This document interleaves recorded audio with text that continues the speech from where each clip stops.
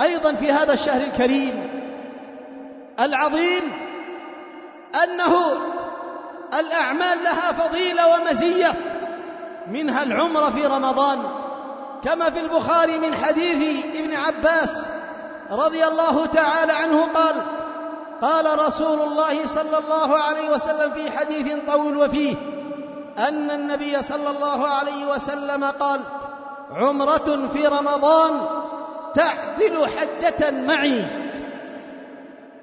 وفضائل عظيمة أيضا عندما يكون في تلك البقاع الشريفة، عندما يكون معتمرا في رمضان ويصلي أيضا في تلك البقاع، فالصلاة في الحرم المكي ب100,000 صلاة.